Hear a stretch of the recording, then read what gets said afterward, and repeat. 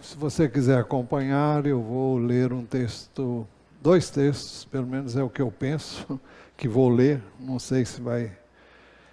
Primeiro está em Lucas capítulo 14, a partir do versículo 25.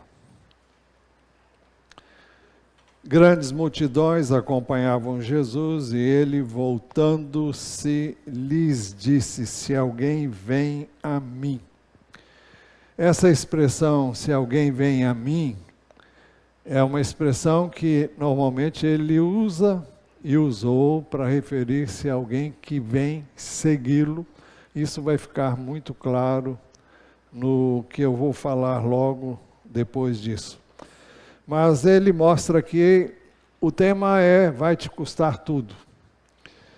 E na realidade, se quisermos seguir a Jesus, nós temos que estar dispostos a renunciar a tudo que ele requer que nós renunciemos. Se alguém vem a mim e não me ama mais do que ama o seu pai, a sua mãe, a sua mulher, os seus filhos, os seus irmãos, as suas irmãs e até a própria vida, não pode ser meu discípulo. Então, nós não podemos amar ninguém mais do que devemos amar Jesus. Ele requer a primazia, o primeiro lugar. E se eu tenho posto alguma coisa, algum amor a quem quer que seja, na frente do amor que é devido a ele, então eu devo renunciar a esse sentimento, não no sentido de não tê-lo, porque a Bíblia ensina que eu devo amar o meu pai, a minha mãe, devo honrar. A Bíblia diz que eu devo amar a minha mulher como Cristo amou a igreja. A Bíblia diz, amém, né?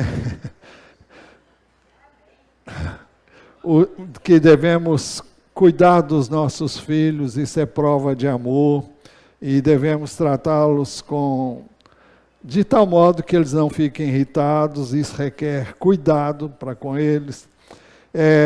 A Bíblia é muito clara em dizer que nós devemos amar os irmãos, então, o Senhor não está pedindo que eu e você deixemos de amar as pessoas que estão mais próximas e a quem dedicamos um amor especial. Mas nenhum amor pode ser maior do que aquele que o Senhor Jesus requer para ele. Nós temos que entender isso. E amar implica em obedecer. Há uma coisa que nós precisamos entender, é que Jesus veio resgatar uma coisa que se perdeu lá no Éden. E eu estou me referindo à obediência. Não há governo de Deus, não há reino de Deus, Deus não pode reinar na minha vida, não pode reinar na sua vida, a menos que eu me disponha a obedecer. E a prova de obediência a obediência é uma prova de amor. Amor a Ele e, consequentemente, ao Pai e ao Espírito de Deus, porque eles estão vivendo em perfeita unidade, como nós, igreja, devemos viver. Se alguém vem a mim e não ama mais do que ama o seu pai, a sua mãe, a sua mulher, os seus filhos, os seus irmãos, as suas irmãs e até a sua própria vida, não pode ser meu discípulo. Observe que ele também disse que eu não posso amar a minha vida, eu não posso amar a minha vida mais do que ele. Então, se há algo que eu tenho que abrir mão, é da minha própria vida. E ele disse em outro lugar, se alguém quer vir após mim, negue-se a si mesmo, dia a dia tome a sua cruz e siga-me.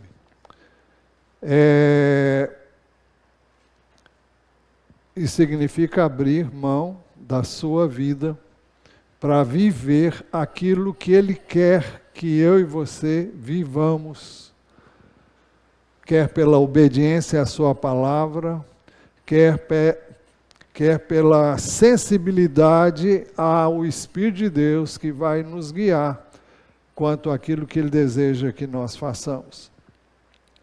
Ele diz também, logo a seguir aqui, quem não tomar a sua cruz e vier após mim não pode ser meu discípulo.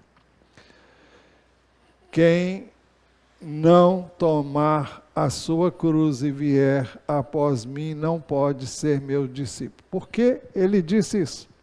Antes de ir à cruz, ele já tinha crucificado a sua própria vida. Ele havia crucificado a sua vida quando ele desceu da glória dele, quando ele deixou a sua condição de Deus para viver a condição de homem. E veio não como Deus, veio como servo, e a palavra que é traduzida lá em Filipenses capítulo 2 como servo é a palavra escravo. Significa alguém que não tem vontade própria. A vontade dele é a vontade daquele a quem ele se dispôs a obedecer. Aqui no caso é o Pai. Então ele não está pedindo que eu e você façamos algo que ele não estava fazendo quando proferiu essas palavras, mas algo que ele veio com o propósito de fazer isso. Ele é o modelo, ele é o padrão, ele é o paradigma. E então ele está dizendo, e quem não tomar a sua cruz e vier após mim, vir após Cristo significa viver como ele viveu, andar como ele andou e agir como ele agiu. E ele diz logo depois, pois qual de vocês pretendendo construir uma torre não se assenta primeiro para calcular a despesa e verificar se tem os meios para a concluir? Para não acontecer que, tendo lançado os alicerces e não podendo terminar a construção, todos os que a virem zombem dele. Então, nós somos muito apressados em facilitar as coisas para as pessoas virem a Jesus. E devemos realmente fazer todo o possível para que elas venham. A Bíblia diz que Deus deseja que todos os homens sejam salvos e cheguem ao pleno conhecimento da verdade. Mas ele veio para restaurar uma coisa que se perdeu lá no Éden. Repito outra vez, estou sendo redundante, mas ele veio para restaurar a obediência que se perdeu lá no Éden.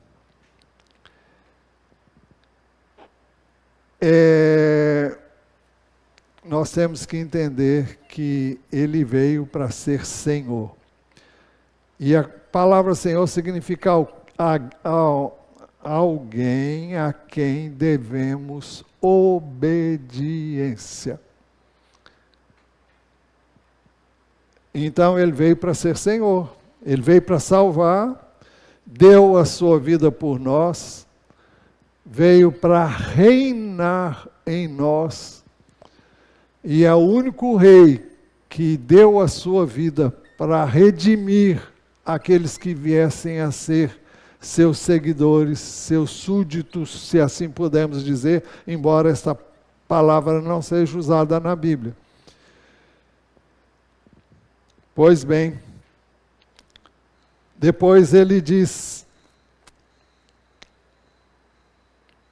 ou qual é o rei que indo para combater outro rei não se assenta primeiro para calcular se com 10.000 homens poderá enfrentar o que vem contra ele com 20.000?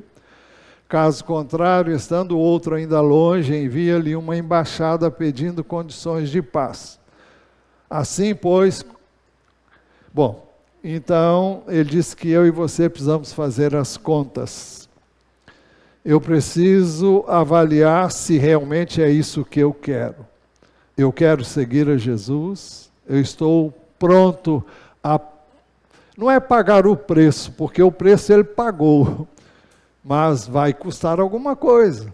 E o que ele quer é que eu abra mão da minha vida, para que ele possa viver a dele em mim. É isso que significa receber Cristo como Salvador e Senhor. É isso que significa ser discípulo do Senhor. Temos procurado transmitir isso a vocês há anos. E se agora a ficha cair, olha, eu vou ficar muito feliz da vida. Porque qualquer outra coisa é brincar de igreja, é brincar de servir o Senhor. Nós não viemos a este mundo para fazer a nossa vontade, mas a vontade daquele que nos salvou e nos redimiu com seu próprio sangue. Então nós temos que entender isso, porque a menos que entendamos isso, não tem como. Ele diz assim no verso 33, assim, pois qualquer um de vocês que não renuncia a tudo o que tem, não pode ser meu discípulo. Tudo que ocupa o lugar dele, tudo que está impedindo você de dar a ele a primazia, o primeiro lugar, o lugar da pessoa mais importante, a quem você quer obedecer, servir, amar, dedicar-se, devotar-se, a quem você deve servir.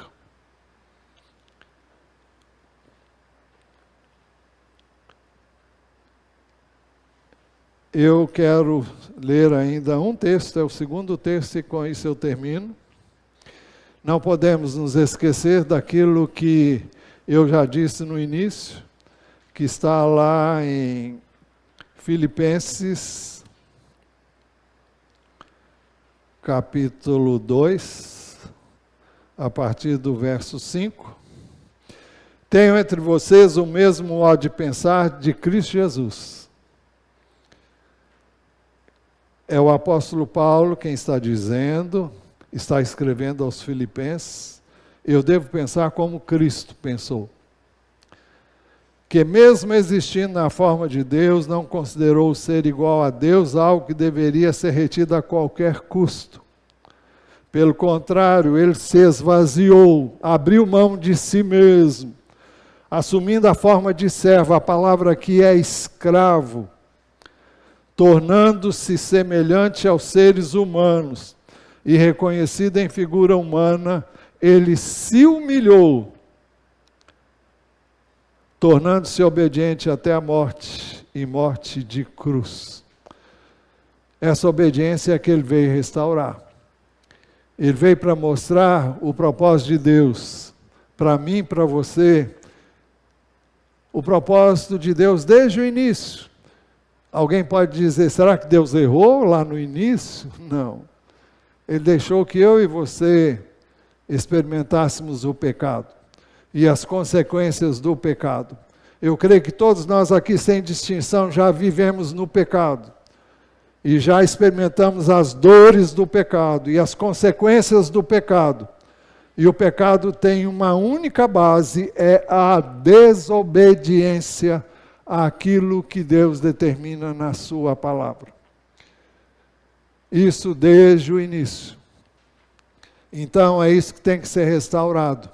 E a gente aprende a obediência em casa, primeiro obedecendo aos pais, honrando os pais, fazendo aquilo que eles mandam, que ordenam, porque se não aprender em casa, quando for lá fora vai ter dificuldade de submeter ao patrão, vai ter dificuldade de obedecer ao professor, à professora, vai ter dificuldade de obedecer às autoridades constituídas, vai ter dificuldade de obedecer às pessoas que Deus pôs na igreja, para a liderança da igreja.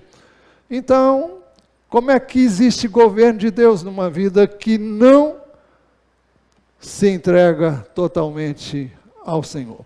Então, o que Ele requer de mim e de você é uma renúncia da vontade própria.